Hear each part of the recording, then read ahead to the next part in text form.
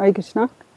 My name is Hrimati Dasi, and I'm from Germany. Actually, in 1970 maybe, or 71, I don't remember. It was our birthday. We have a twin brother, and for our birthday, he came home and he brought this album, a single. It had a picture of a cow on it and of Krishna. And Krishna was offering puja to a cow.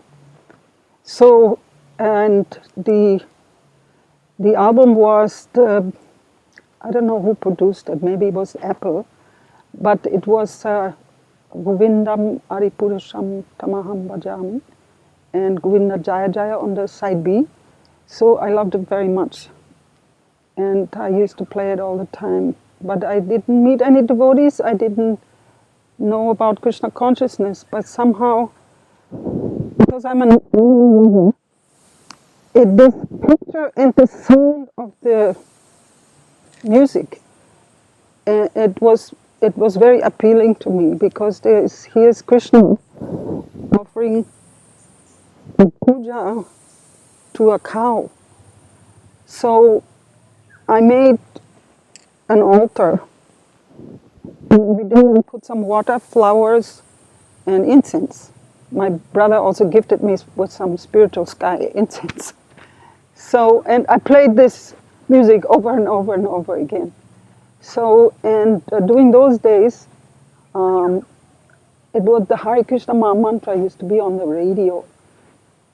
And so anyways, somehow I eventually started going to the temple, and when I was about 15, just when the next day after I finished my school, I asked my father, can I go to Heidelberg for over the weekend? He said, okay, you just finished your school, so you go.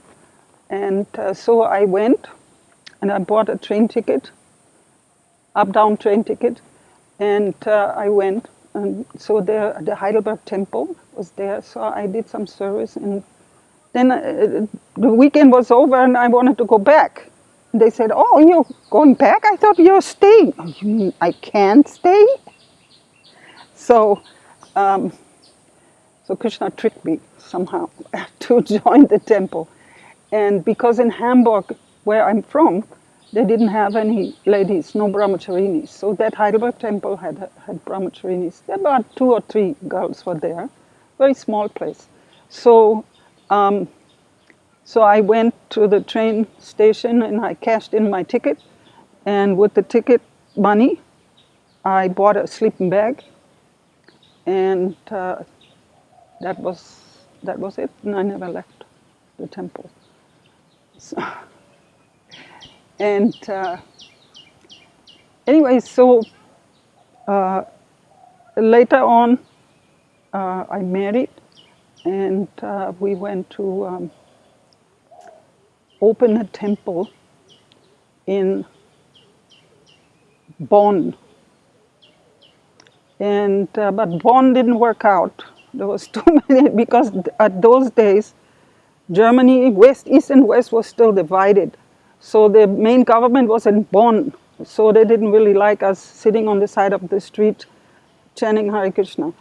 So, so we left that place and we went to Cologne, or Köln, how you say it in Germany. So then there we rented a very nice small house. And that was like the best house. It was better than Heidelberg. So the GBC those days, there was Hansa Dutta, and he said, he came to visit and he said, wow, this place is really good, let's have a festival. So we had a Nishingadev Chaturdashi festival and big initiation, because there was some initiation going on. And a letter came from Satsvarup Maharaj, and he said, Srila Prabhupada is going to visit your temple. He's going to visit you mean our place? And so So Hansadutta, apparently he had written to them and said, yes, now Prabhupada can come to Germany because we have a very nice house. You know, Hrimati and her husband, they are Atmavidya, they found a really nice place. So, so we kind of got everything ready. However, then we got the Schloss, Rettershof. Maybe people know about this Schloss, Rettershof. So that was being rented as a big. So then suddenly the GBC decided, oh, everybody moved to the Schloss, closed down all the small temples, and we're going to all move there. And eventually Srila Prabhupada came there, and he was very, very pleased because everything was very nicely organized and nice Sankirtan and book distribution. So that was his main aim. And our main aim in Germany those days was to distribute Srila Prabhupada's books. And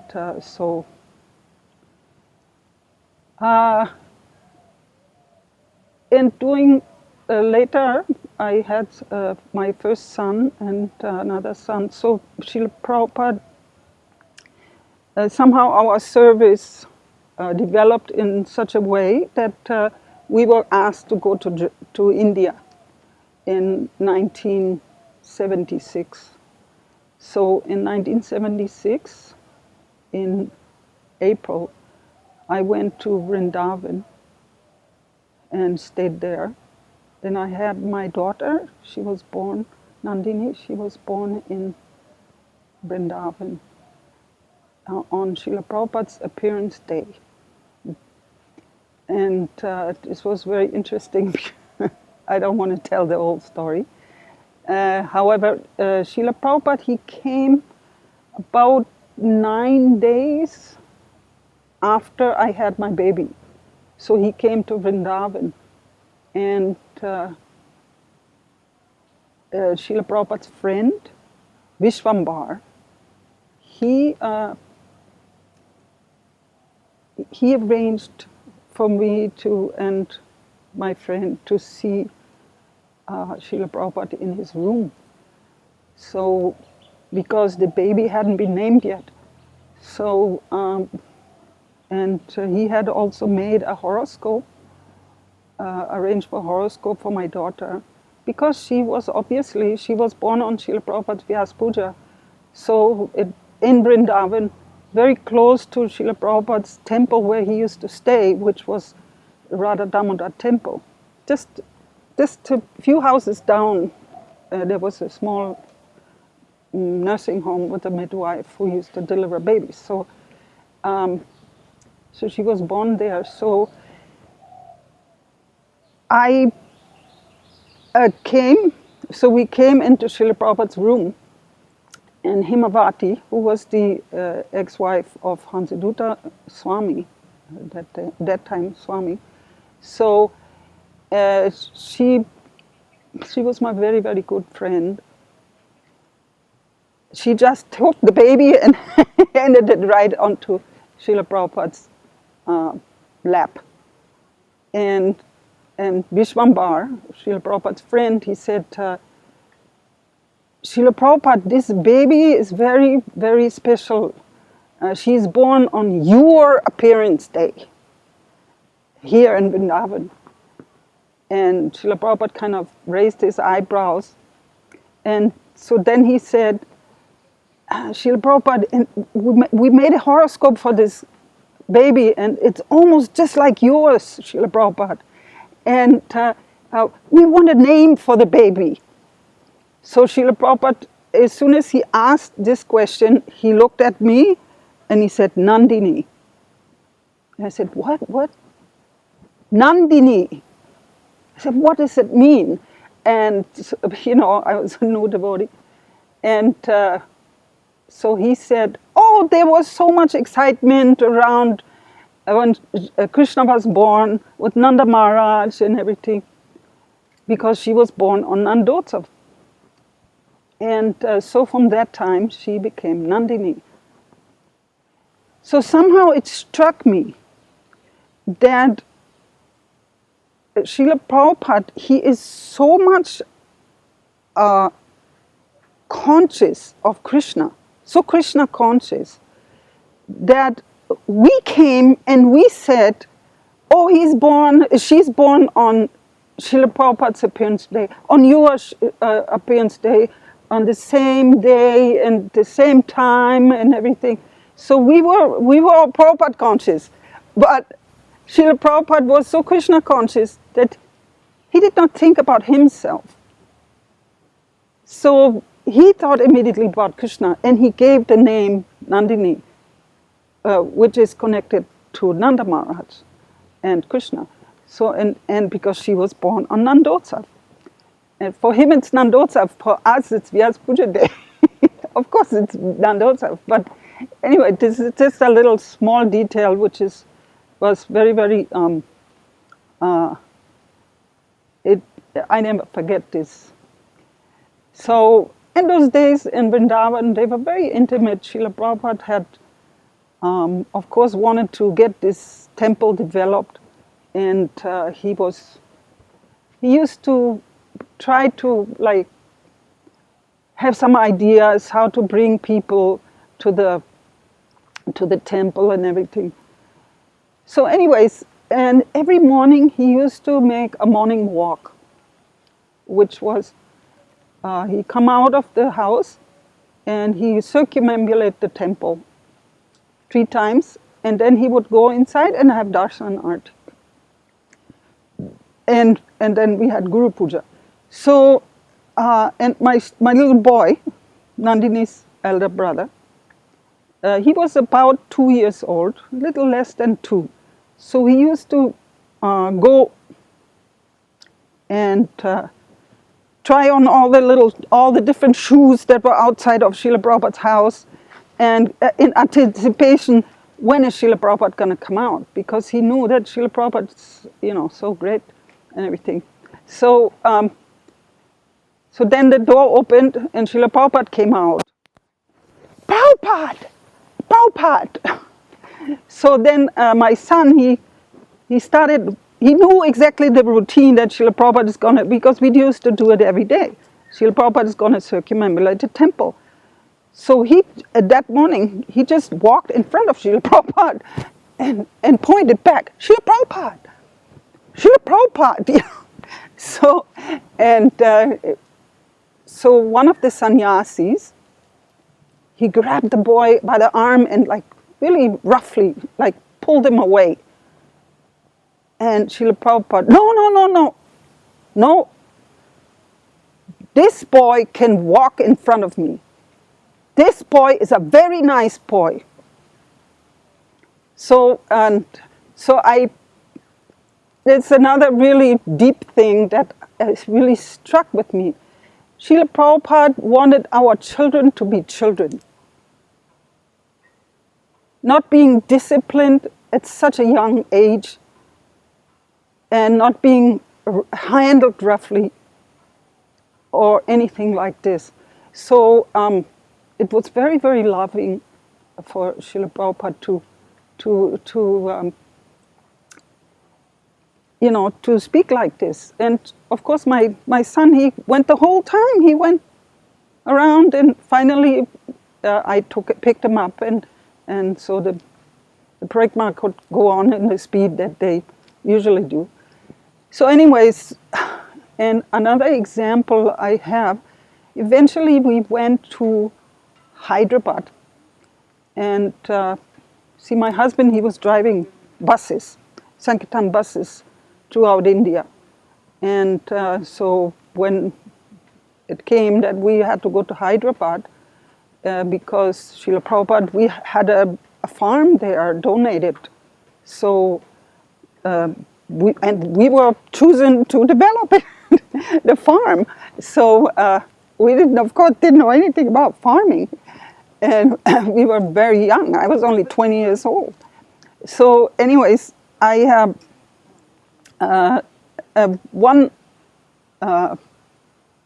just to head up to this particular pastime that I wanted to tell, is that the farm was absolutely austere. There was no running water, and there was no hand pump. There was only a well, and you had to throw the bucket and you had to pull it up, to take the water out. And the well was quite big, so there was turtles, swimming around. And so that was the water. So the water was not very clean. And we had a little pumping stove. I had a little pumping kerosene stove to boil the water. And anyhow, and so we had to learn all this, from scratch. And the place was so desolate, so out in the boonies. We had from Germany, we brought this clothesline, a nylon clothesline. So I hang it up and I put it to put my clothes, to dry my baby's clothes and my sari and everything. And morning time it was stolen. They stole the nylon string. And we had a little tiny little box with, Gorni Thai pictures. And we do arti in the morning, like samsara, Mangal arti. It was just under a tree. And in the open. Later we made a roof, but in the open. And one morning we just opened up the altar, and there was no more pictures. It was gone. So anyway, so my son developed some problem, stomach problems, and later I found out it was amoebiasis. So, but at the time I didn't know. We didn't have a doctor. We didn't have anything. We didn't have money, nothing, and hardly any food. And I remember the only thing they were growing there was rice. They had a big go-down full of rice. And Srila Prabhupada would always go around and check what we are doing. So, and we had the prasadam place was outside, under a tree. Again, it was under a tree. The same place where we do Guru Puja. So, and so there was the pots. There was like 4 or 5 pots. So Srila Prabhupada opens the lid. What is this? Rice, Srila Prabhupada. And what is this? Flat rice, Srila Prabhupada. And what is this? Fried rice, Srila Prabhupada. So and then there was a small tiny pot with dal. So, and that was our food. So and that was the Sunday feast. On a daily basis we didn't even eat that opulent. So we became very, very skinny, and my son became very sick also. And so, and the only thing, they had about 108 cows there. So, and about 3-4 cows were milking, but they're little tiny, tiny. So, so we were supposed to show these people how to milk properly, and I didn't know how to milk those days, but I learned. So anyway, so in the morning I get some milk, and my son, he was trailing behind me and crying and pulling my sari. He could not wait for the milk because I had to go to the Goshala, get the milk, boil the milk, bring the milk back. Boil it in this little kerosene stove at the Goshala, then bring it back to my room, which was right next to Srila Prabhupada's room. We only had 3 rooms. That was the only house. There was 3 rooms. Everybody else stayed, I don't know. There was only about 8 devotees there. So, anyways, so I came around with this tiffin with my son. My daughter was sleeping in the room. And we came around, and my son crying, tagging behind me. And suddenly the door of the bathroom, which was right attached on the same veranda of Harisori's room. There's 3 rooms. Harisori, Prabhupada in the middle, and me on the other side. So, and suddenly the door bursted open. I came around the house, and Srila Prabhupada was there. And he had a razor in his hand, and he had a loader in the other hand. Loader is a little water container. And he's just wearing a gamcha. And his face was full of shaving cream. And a little bit was already shaved. So he came out and said, "Why is your son always crying 24 hours a day? Can't you take care of him?" And my son, of course, immediately stopped crying. I was totally glued to the floor, and I was just staring at Prabhupada. And he was standing there with his shaving equipment in his hand. So that's all he said. So then he went back in the bathroom, and I quickly arranged for the bottle, and I was feeding my son his milk, and went around with my business. So Srila Prabhupada, I believe it was the same morning. He used to take every day. It was winter, during the winter season. So in the morning he would sit on a chair outside the veranda, and he exposed his chest and just the dhoti he would pull up just so his legs were exposed, and he put one leg on the other leg, and he would just sit there in the sun to get some, sunshine. He liked very much the winter sun.